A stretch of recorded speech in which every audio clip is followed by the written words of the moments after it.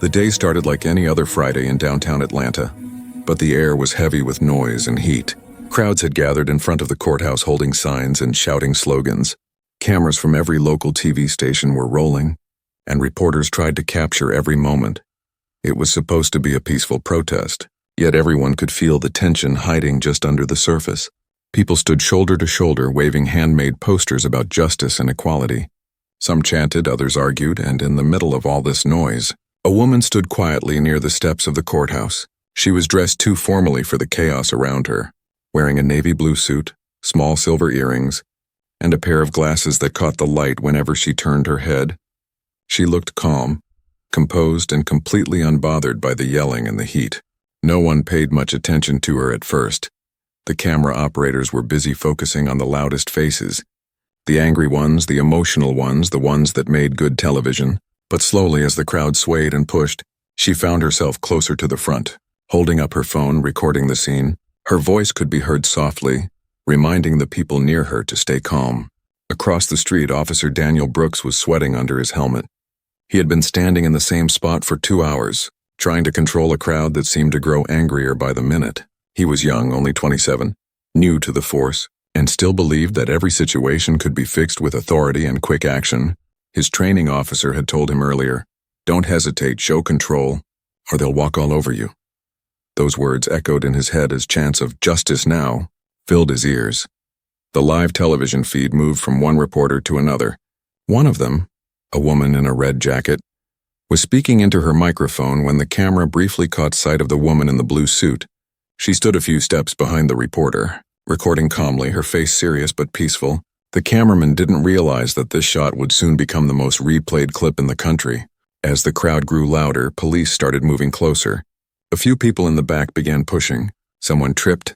A bottle fell and shattered. It wasn't meant to be violent, but the sound of glass breaking made everyone panic for a second. Officer Brooks turned toward the noise, saw movement, and his instincts kicked in. He began shouting, telling people to move back. His voice was lost in the chaos, so he pushed forward. The woman in the blue suit didn't move, not out of defiance, but because she couldn't hear him. The noise around her was deafening. The chants, the sirens, the shouting, it was a wall of sound. She turned slightly, raising her phone to keep filming. Brooks saw the phone, saw her still standing there, and to him in that split second she looked like someone refusing orders. He stepped closer, his voice sharp now, "Ma'am, step back." But she didn't hear it. The live camera caught it all, zoomed in by accident as the operator tried to focus on the commotion. Viewers watching at home saw the officer's arm move, saw the phone fly from the woman's hand, saw her head turn sharply to the side. There was a short gasp from the crowd and then a strange silence, the kind that comes when everyone realizes something just went too far. The reporter in red froze mid-sentence, her microphone lowering as she turned toward the sound. "Oh my God," she whispered, not realizing her mic was still on. People in the crowd began shouting. Some pulled out their own phones. Others pushed forward to see what had happened. And in the middle of it all, the woman in blue simply stood there. Still and quiet, she didn't cry or yell. She just took a deep breath, bent down, and picked up her phone. For a few long seconds, the camera stayed on her face. She looked at the officer, not angry, but disappointed. Her lips parted slightly, and she said something that would later echo across every news station. "You'll want to call your supervisor," she said softly, her voice calm and firm. It was the kind of voice that didn't need to shout to be heard. At that exact moment, the news anchor in the studio stammered, trying to make sense of what just happened. "It seems there's been an altercation," he said awkwardly. Viewers at home leaned closer to their screens. Thousands began recording their TVs and posting the clip online before the broadcast even ended. Twitter exploded, Instagram filled with slowed-down versions of the slap, and hashtags started trending within minutes. Back at the courthouse, chaos took over. Some officers tried to push the crowd back. Others surrounded Brooks. The woman remained where she was, speaking quietly to a senior officer who had rushed to the scene.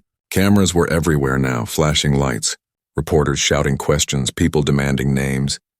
It was no longer a protest, it was a breaking news event. No one in that moment, not even the woman herself, seemed aware of how big this story was about to become. But somewhere in a newsroom across the city, a producer was already shouting to keep that clip rolling, to replay it, to zoom in on the woman's face, to find out who she was. And as the sun began to set over the courthouse, with sirens wailing and reporters rushing to deliver updates.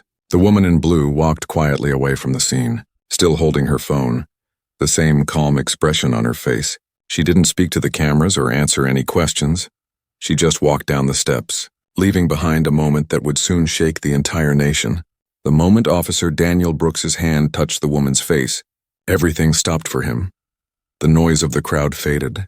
The sirens blurred into the background, and for a heartbeat, he could only hear the thumping of his own pulse.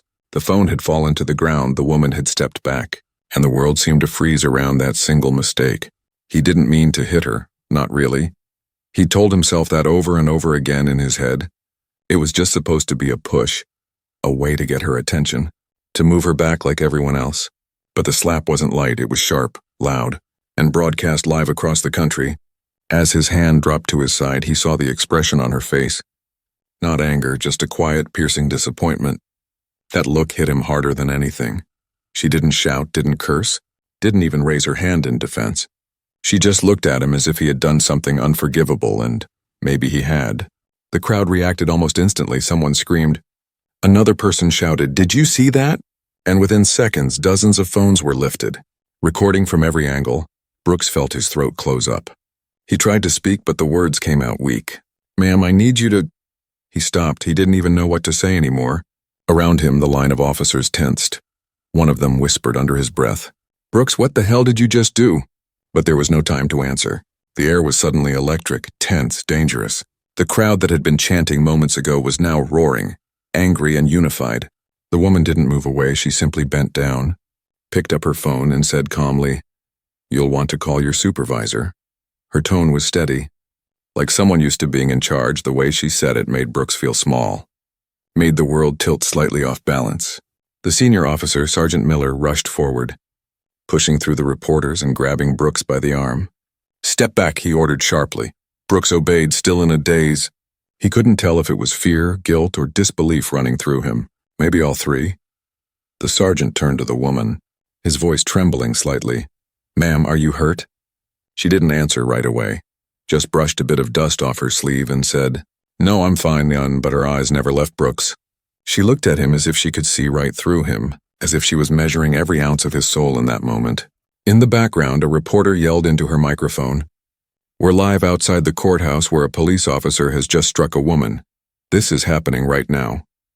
The cameraman zoomed in on Brooks's face, capturing the confusion, the regret, and the horror all tangled together. People watching at home had no idea who the woman was yet. To them, she was just another innocent bystander caught in the wrong place. But Brooks could feel the weight of 1,000 eyes pressing down on him through those cameras. Within minutes, he heard voices crackling through the police radio. "Unit 3, identify the civilian involved," someone said. "Repeat, identify immediately." The sergeant pulled Brooks aside, whispering sharply, "Do you have any idea who that is?" Brooks shook his head, his voice low. "She's just some protester, right?" The sergeant's eyes widened slightly. "God help you, Brooks," he muttered, as another officer came running toward them, pale-faced, holding his phone. "That's Dr. Layla Morrison," he said breathlessly. "She's the new head of the Department of Justice Civil Rights Division. She's here to observe. She's a federal official." Brooks's stomach dropped. It was like the ground disappeared beneath him. He stared at the woman, still standing tall, still calm, still recording everything on her phone, and in that instant, he realized his career might have just ended in front of a national audience. The senior officers surrounded her, speaking carefully, apologetically, but she kept her voice low, clear. "You'll handle this properly, I assume," she said. "Because I will." Those words hit everyone like a quiet storm. They knew what that meant. Investigations, reports, hearings, headlines, and no way to hide from the footage already spreading online. Brooks stood a few steps away, hands shaking slightly. He didn't dare touch his radio, didn't dare speak. He wanted to explain, to say it was a mistake, that he hadn't meant to hit her, that he was just scared, just doing his job. But how could he explain that fear had made him blind, that he hadn't even seen a person? Just a threat, a shape in the chaos. The woman finally turned, walking away with quiet confidence, 2 federal aides joining her as cameras followed. Brooks could feel the red light of the live camera still aimed at his face. His jaw clenched, his mind spinning with what-ifs. If he had taken one more second to think, if he had used his words instead of his hand, If he had seen her not as a protester but as a person, by the time the live broadcast ended, his name was already trending online. People demanding justice, others defending him, the police chief's phone buzzing nonstop. Reporters camped outside the precinct before he even made it back. He sat in the patrol car staring out the window, watching his reflection fade into the flashing blue and red lights. He remembered her eyes again. Not angry, just disappointed. That look haunted him. It made him realize this wasn't just about one mistake. It was about everything that mistake represented. Fear, bias, misunderstanding, power used the wrong way. He wanted to take it back, to start the day over. But he couldn't at that moment. Somewhere across the city, Dr. Morrison sat silently in the back seat of a black SUV, her phone buzzing with calls from Washington. She didn't say much, only stared out the window as the city lights blurred past. She knew this wasn't just a personal insult. It was a public moment of truth, one that would demand change.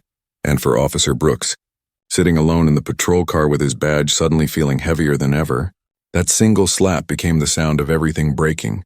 His confidence, his career, and the illusion that authority meant control. It was the day he learned that sometimes 1 second of anger can erase a lifetime of good intentions. The clip spread faster than anyone could imagine. It started as a few seconds of live news footage, but within minutes it was everywhere. The woman in the navy blue suit standing tall, the officer's hand raised, the sharp sound of the slap in her calm, unforgettable words. "You'll want to call your supervisor." That was all it took. In homes across America, people watching their evening news froze mid-dinner, spoons hanging in the air, conversation stopping mid-sentence. No one knew exactly what had happened, but everyone felt it, the shock, the disbelief, the sting of injustice. It wasn't just another chaotic protest scene. It was something painfully human, painfully familiar. The anchors in the newsroom didn't know what to say either. The video feed kept playing, showing the confusion, the shouting crowd, the officer's pale face, the stunned silence after the slap. One anchor cleared his throat, trying to sound professional. "We're receiving live footage from the Atlanta courthouse," he said slowly. "It appears an altercation just occurred between a police officer and a female bystander." His co-anchor frowned, eyes wide. "Wait, is she okay?" she asked softly, forgetting for a moment that millions were watching. The control room behind them buzzed with noise. Producers shouting, editors replaying the clip in slow motion.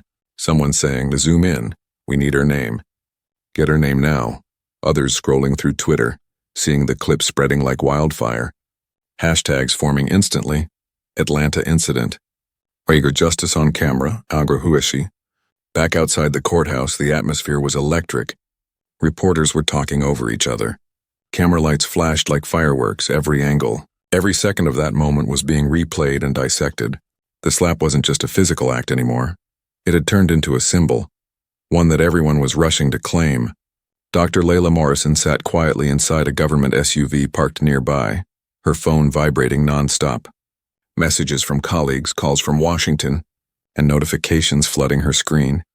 She didn't open any of them. She just stared at the courthouse steps where it had happened, watching as police cars formed a wall between the reporters and the entrance. She was silent, her expression unreadable.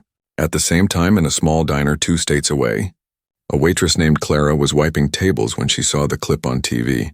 She stopped mid-motion, the rag in her hand dripping onto the floor. "Lord have mercy," she whispered, shaking her head. "He hit her on live TV," an older man at the counter muttered. "Yeah, but she didn't even flinch. Did you see that?" "She didn't even blink." They all watched in silence as the camera zoomed in again and again. In police precincts across the country, officers watched too.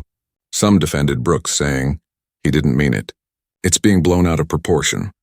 Others shook their heads. "Doesn't matter. That woman's someone important. And he's done." Nobody knew the full story yet. But everyone had an opinion by nightfall. The clip had been viewed over 1 million times. Commentators were already talking. Social media was split down the middle. Some called it police brutality. Others called it a misunderstanding. But one thing united everyone. That look on Dr. Morrison's face. Calm, controlled, but heavy with meaning. It was the look of someone who had seen too much of this before. In the newsroom, one young producer named Ryan leaned back in his chair, shaking his head. "It's always the same," he said quietly. "Different city, same story." But then another producer shouted, "Wait, She's not just anyone, look at this. She's the new head of the Department of Justice Civil Rights Division. The room went silent for a moment. The screens frozen on her face, everything changed. The story wasn't just about a cop and a protester anymore. It was about a federal leader of justice being assaulted by the very system she was trying to reform. Reporters raced to rewrite headlines. Police officer strikes DOJ civil rights head on live TV. Justice Department official assaulted during Atlanta protest. Irony at its cruelest. Meanwhile, Officer Brooks sat alone in the locker room at the precinct, staring at the floor, his phone buzzing with calls he didn't answer. He had been pulled from duty and told to wait for a statement. His badge sat on the bench beside him, shining under the harsh light. He didn't need to turn on the TV to know what was happening. He could feel it, like a storm building right above his head. He remembered her eyes again. That calm, disappointed look, and for the first time, he realized she wasn't afraid of him at all. She wasn't even angry. She was tired of what he represented in that moment, tired of seeing the same mistakes repeated again and again. He wanted to say sorry, but who would listen now? Nobody wanted his word, only the clip. The moment, the story, across the country. College students gathered in dorms replaying the video. Pastors mentioned it in Sunday sermons. Politicians began drafting careful statements, and TV hosts debated it from every angle. The world had turned that few seconds into a mirror, forcing everyone to look at what they'd rather ignore.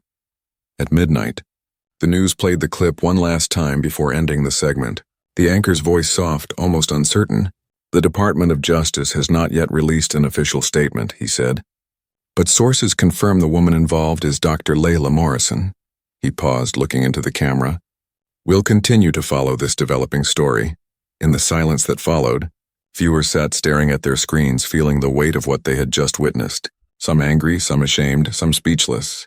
And somewhere, miles away, Dr. Morrison sat in her apartment, still in her navy blue suit, her phone buzzing with calls from senators and journalists. She didn't pick up any of them. She placed the phone face down on the table, looked out the window at the dark city below, and whispered to herself, now they'll listen. The city outside was quiet, but the world wasn't. It was awake, talking, questioning, arguing. One moment of silence, one slap, one calm sentence, and suddenly the whole nation was watching. Inside the Atlanta Police Department, silence filled the operations room. Screens showed the same video again and again. The officer's hand, the woman's calm face, the words that echoed like a quiet explosion. You'll want to call your supervisor. Every officer in the room had seen the clip. But no one spoke. They just watched. Officer Daniel Brooks sat in a corner chair, staring at his hands, his palms still trembling. He could still feel the sting in his fingers from when it happened. It wasn't pain anymore, it was guilt, thick and heavy like wet cement. He tried to convince himself it was a misunderstanding, a reaction, a mistake. But deep down, he already knew it was much more than that.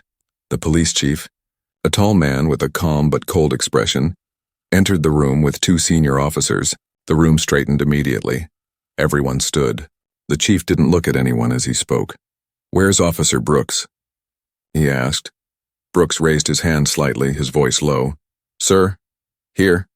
The chief turned, his eyes sharp. "Do you have any idea who you just hit?" Brooks hesitated, his throat dry. "No, sir." "She was filming the crowd. I told her to move," he began. But the chief cut him off, his voice rising.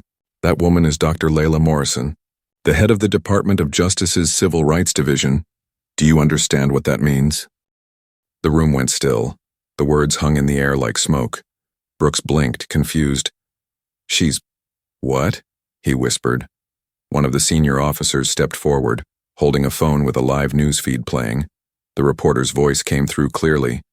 "Confirmed that the woman struck by an Atlanta police officer is indeed Dr. Layla Morrison, a top federal official leading national reforms on police conduct." Brooks felt his stomach twist. The room tilted slightly. His head buzzed with static. The chief's voice sounded distant now. "You hit the person who writes the rules on the thing you just broke," he said bitterly, pacing the room. "Do you realize what kind of storm is about to fall on us?" Outside the precinct, reporters were already gathering, flashing cameras and microphones waiting for a statement. News vans parked along the street. Every headline screamed the same story. Social media was flooded with hashtags like "Justice for Layla," Darn accountability now, and darn Officer Brooks, his name everywhere. His photo pulled from his police ID, his life now a national discussion. In Washington, the Attorney General's office was buzzing too. Calls were being made, meetings scheduled, words like federal inquiry and public statement filled the air. Everyone wanted to know how a senior Justice Department official could be attacked by a police officer during a protest against police violence. Meanwhile, Brooks sat alone in the chief's office, staring at the floor as the chief talked to the mayor on the phone, his voice tight and controlled. "Yes, ma'am. He's been pulled from active duty. We're cooperating fully," he said, then sighed, rubbing his forehead. "No, we didn't know who she was until after." He hung up and turned to Brooks, his tone heavy. "You've just made this department the face of everything wrong with the system, and it's live on every screen in America." Brooks swallowed hard, his voice shaky. "Sir, I didn't know. She didn't tell me who she was." The chief slammed his hand on the desk. "She didn't need to. She's a citizen, and you don't hit citizens." The words hit Brooks harder than any punishment could. He buried his face in his hands, the sound of his own breathing filling the silence. In his mind he kept replaying the moment. Her calm eyes, her soft voice, her quiet power. He realized it wasn't just the slap that was the problem. It was what it represented.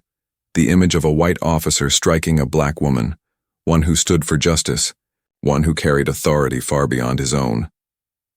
At that same moment, in a quiet government building miles away, Dr. Morrison sat at a long table surrounded by her aides, her tone calm and steady. "We're not making this about anger," she said. "We're making this about change." One aide leaned forward, whispering, "Ma'am, the president's office just called. They want a briefing." She nodded. "I'll handle it," she replied simply, her expression unreadable. Back in the precinct, Brooks's wife arrived, tears in her eyes. "Danny, what have you done?" she whispered, her hands trembling as she reached for his. "They're saying you hit her on purpose, that you were violent." He shook his head quickly. "No, it wasn't like that. I swear it happened too fast." But even as he said it, the words felt weak, empty. Outside, protesters who had been chanting for justice earlier now chanted his name.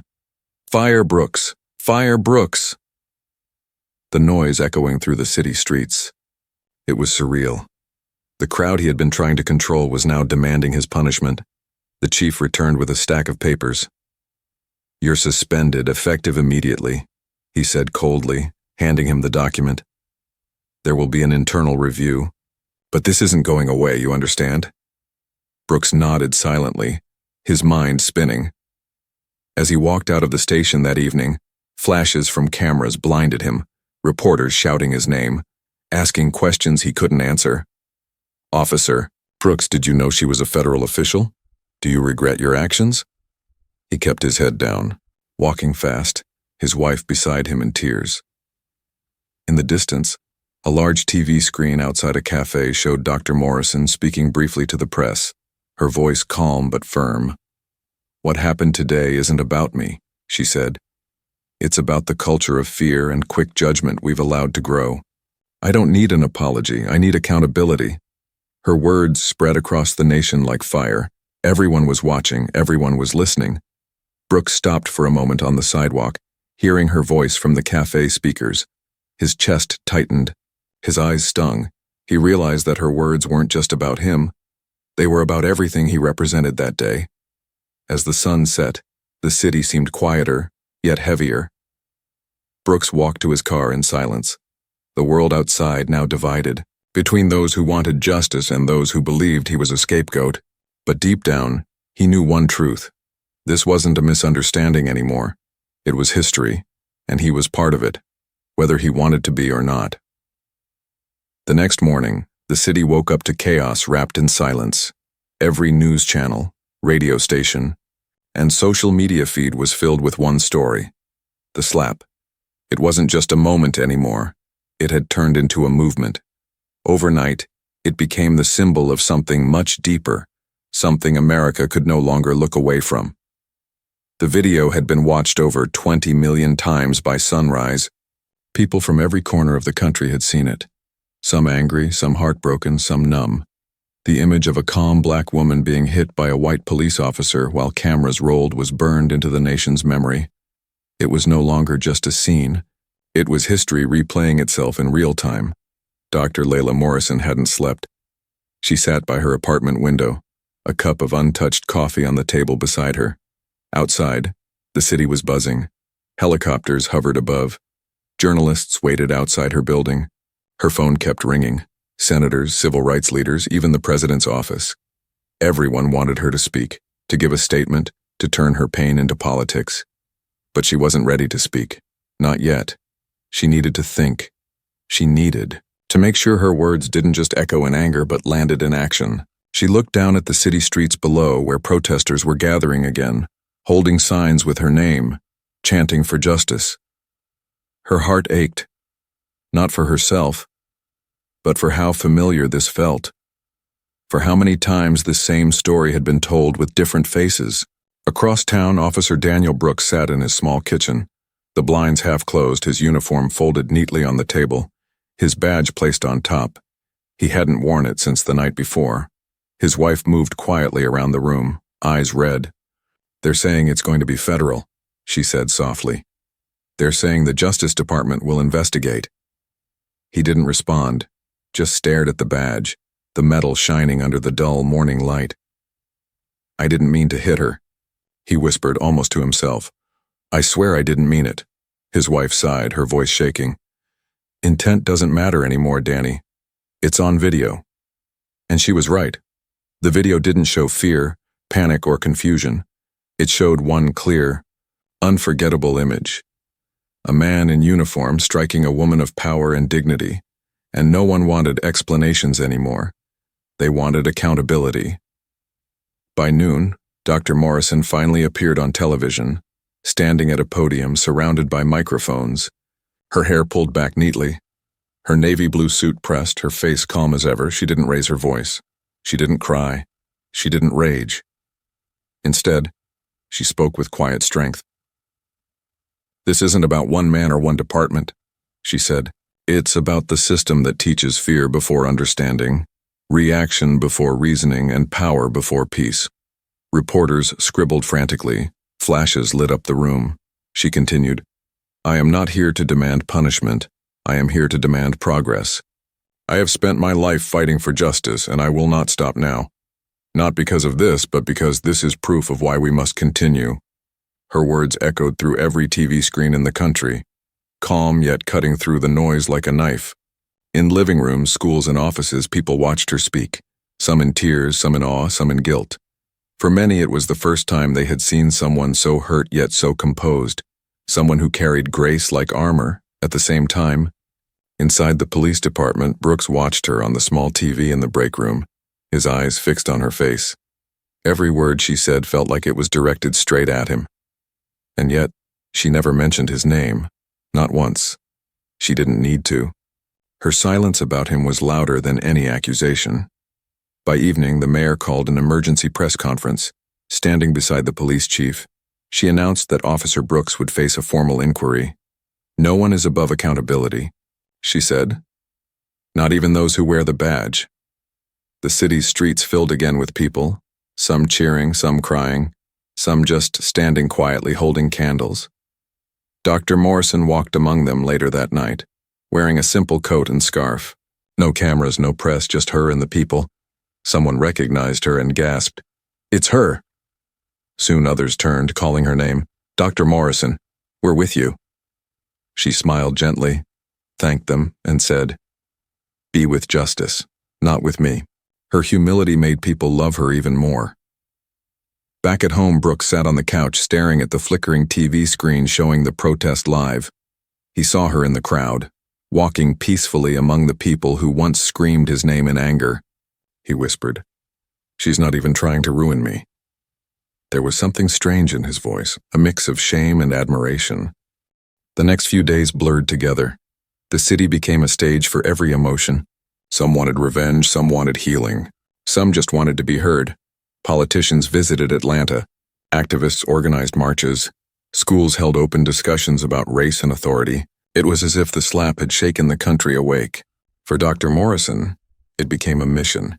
She met with state officials, proposed new training policies for police conduct, and started drafting what would later be called the Morrison Protocol, a national reform plan focused on empathy and restraint in law enforcement. For Brooks, it became a mirror. He attended counseling, met with internal investigators, and sat for hours replaying that moment in his head. Every night he told himself, if I had just waited one more second. But time doesn't rewind, and regret doesn't erase history. By the end of the week, something rare happened. Both sides of the country began listening. Not shouting, listening. The slap had hurt, yes, but it had also started conversations that had been buried for too long. It became more than a mistake. It became a message, and somewhere deep inside, both Dr. Morrison and Officer Brooks knew that this story was no longer about them. It was about everyone, about the world learning that real change often begins not with peace, not with comfort, but with a moment that forces everyone to finally face the truth. The world didn't move on. It leaned in closer every morning and every night. The same video replayed, the same sound echoed. That single slap, that single sentence, the calm voice saying, "You'll want to call your supervisor." It was like the country had been holding its breath for years, and this one moment had forced it to exhale. Dr. Layla Morrison had become a national symbol overnight. Her calmness was replayed as strength. Her silence turned into wisdom, her poise into power. Newspapers printed her face on their front pages with bold titles like "The Woman Who Didn't Flinch" and "Grace Under Fire." Talk shows debated her words, and artists painted her image on murals downtown. But fame was never her goal. In interviews, she kept saying the same thing. "This isn't about me. It's about what we do next." Still, people adored her. They wanted her to run for office, to lead marches, to be the voice of something bigger than herself. She appreciated their faith, but deep down, she carried a quiet sadness. She didn't want to become famous for surviving disrespect. She wanted to be known for creating reform, not for enduring pain. Across town, things were much darker for Officer Daniel Brooks. His house had become a fortress of regret. Reporters camped outside, protesters held signs, and online. His name was everywhere. People called him a monster, a racist, a disgrace to the badge. He turned off his phone, stopped reading the comments, and barely spoke to anyone except his lawyer. His wife sat beside him most nights, silent, afraid to ask what he was thinking, because she already knew.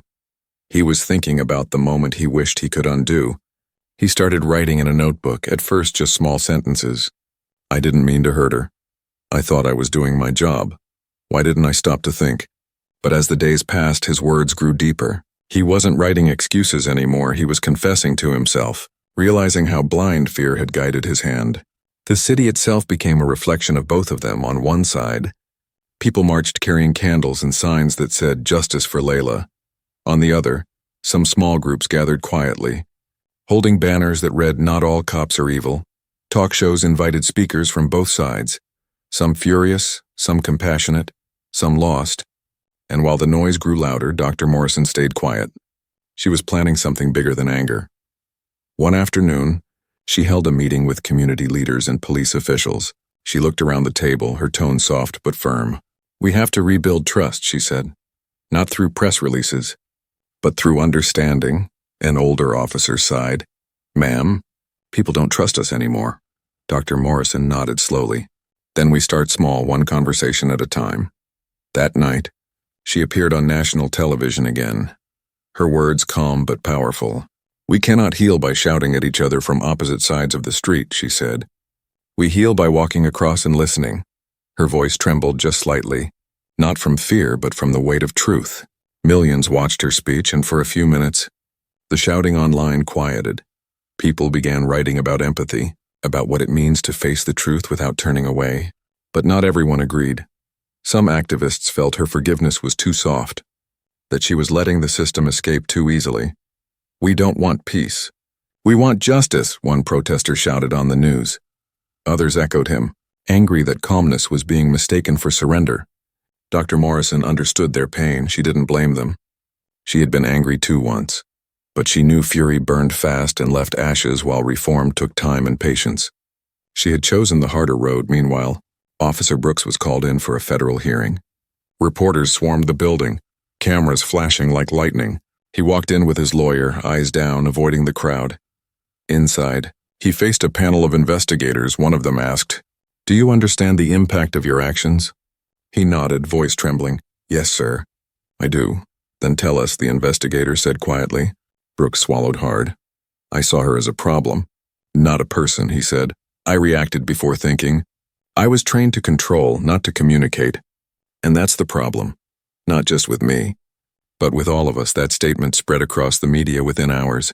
It was raw, unexpected, and painfully honest. Some people hated him even more for it. Others began to see him differently, not as a villain, but as a flawed man finally realizing the truth. Later that week, a peaceful march took place downtown. Thousands of people, black and white, young and old. Walking side by side, Dr. Morrison was there. In a simple white shirt, no microphones, no podium, just her among the people. She walked quietly, holding a candle, the crowd humming softly around her. It wasn't anger anymore. It was unity. Even if temporary, from a distance, Officer Brooks watched the march on TV. He saw her again, walking with grace, not holding a grudge, not demanding revenge. He whispered to himself, "She's stronger than all of us." And for the first time in weeks, he cried, really cried. Not because of what had happened to him, but because of what he had done. The world had turned a slap into a story, but Dr. Morrison had turned it into a lesson. She reminded people that change doesn't begin with rage, it begins with recognition, and that sometimes the loudest revolution starts in silence. By the end of the month, schools began teaching the Morrison incident as part of discussions on empathy and justice. News outlets slowly moved on to new stories, but the impact remained. It had become more than a moment.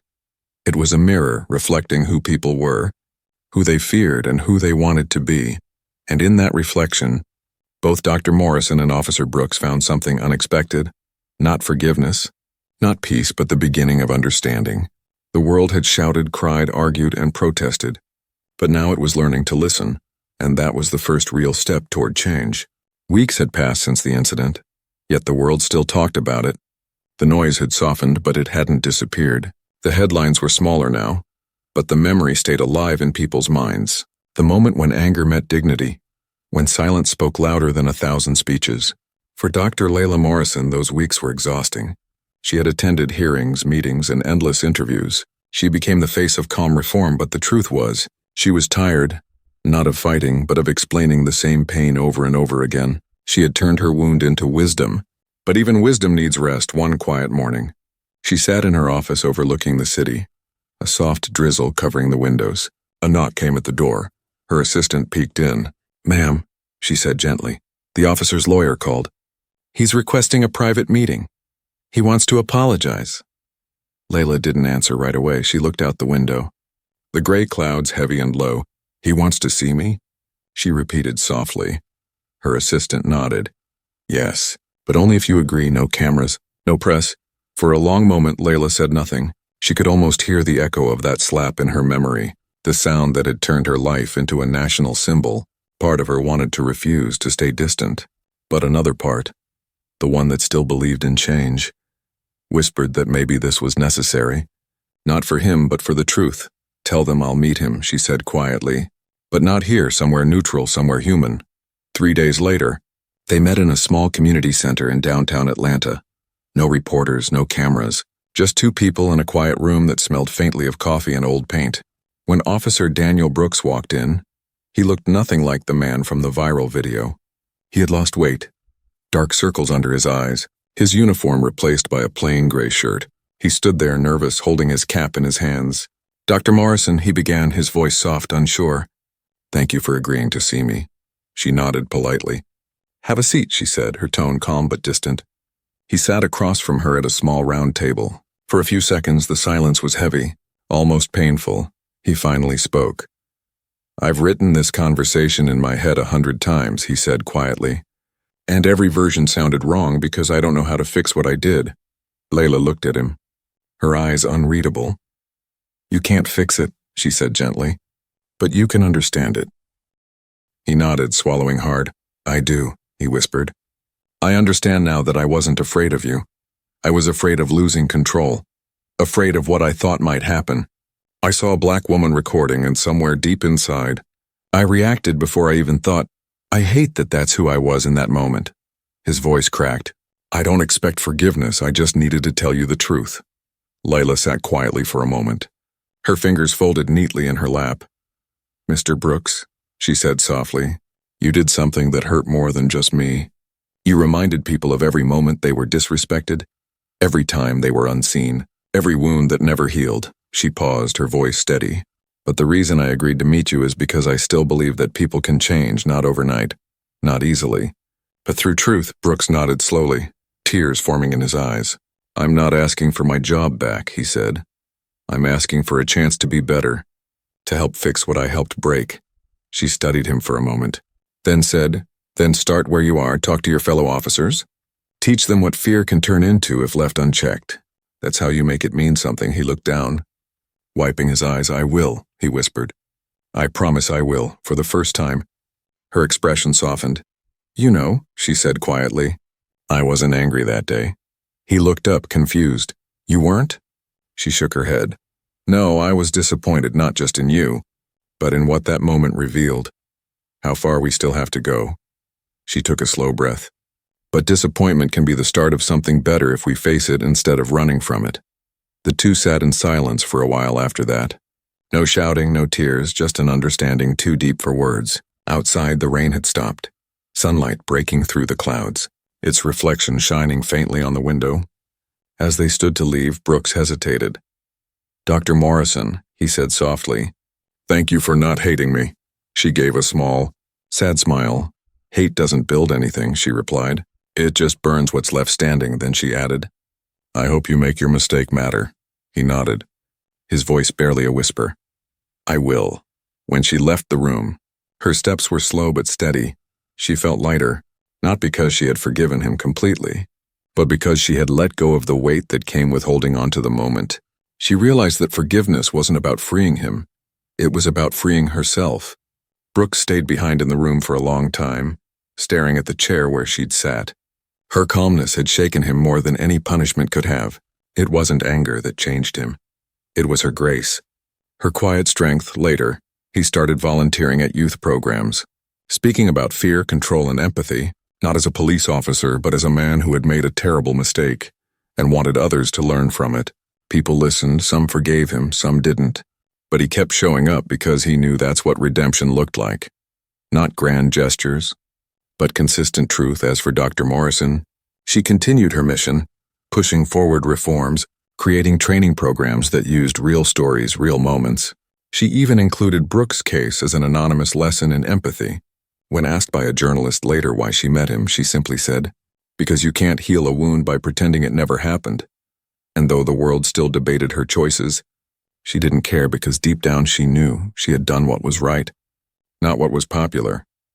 In the end, the slap that once symbolized division had turned into something else entirely.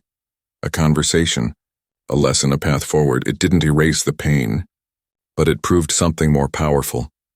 That redemption isn't about forgetting the past. It's about facing it one truth at a time. A full year had passed since that day in Atlanta. The day when a slap on live television shook the country awake. The world had moved on to new stories, new scandals, new protests. But the memory of that moment, the sound, the silence, the lesson, still lived quietly in the background of people's minds.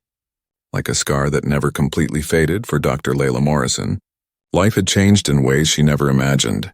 Her days were longer now, filled with travel, meetings, and speeches. But her purpose was clearer than ever. Her work had grown into something far bigger than herself. The Justice Department had approved a new national reform policy known as the Morrison Initiative, a program focused on empathy-based police training, crisis control, and cultural awareness. She stood one afternoon at a large convention in Washington, D.C., speaking to hundreds of young officers, her voice calm but powerful. The badge is not a weapon, she said. It's a responsibility when you stand in that uniform. You carry more than authority. You carry trust, and trust is fragile once it breaks. It takes a generation to rebuild. The audience listened silently, some taking notes, others simply staring, inspired by her composure, by how she had turned humiliation into leadership, pain into purpose. In the front row sat Officer Daniel Brooks, no longer in uniform but in a simple shirt and blazer. He had been invited personally by Dr. Morrison to attend the event. He didn't speak that day, he just listened. and every word she said carved itself into his heart. After the speech, as people crowded around to thank her, she noticed him quietly standing near the exit. She walked over and smiled faintly. "You came," she said. He nodded. "I wouldn't miss it," he replied, his tone sincere. "You were right, it's not about fixing. It's about understanding."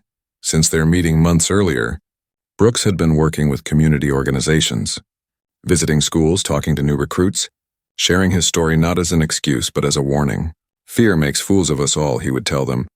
"And the moment you stop seeing a person as human, you've already failed."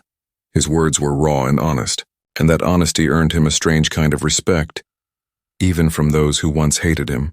Dr. Morrison had watched his progress quietly from a distance. She didn't praise him publicly. She didn't post about it online. She believed real redemption didn't need applause. It just needed consistency. The media, of course, tried to drag both of them back into the spotlight. Documentaries, podcasts, books. Everyone wanted to retell their story, to package it for headlines, but Layla refused most interviews. When asked why, she simply said, "The story isn't about what happened.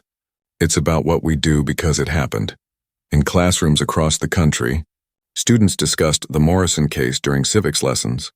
Teachers showed clips from her speeches and debates sparked about justice, authority, and forgiveness. In one small school in Chicago, a young black girl stood during class and said, "Dr. Morrison showed me that calm doesn't mean weak." Her classmates nodded, and for the first time her teacher smiled through tears, realizing that real heroes don't always come from fiction.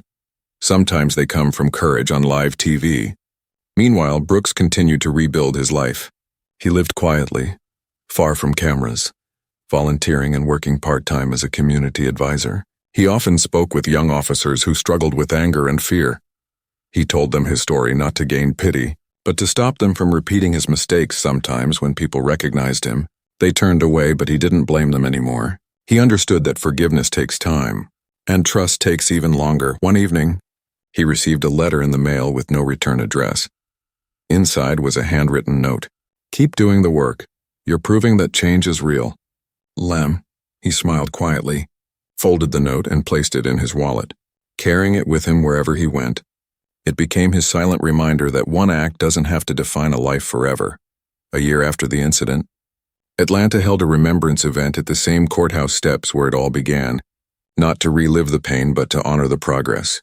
Hundreds of people gathered, candles in hand, soft music playing as the evening sun dipped behind the skyline. Dr. Morrison stood at the microphone, her voice clear. "A year ago, we witnessed a moment that broke our hearts," she said. "But we also witnessed the moment that began to heal them." This city didn't just react, and it reflected, it changed, it grew.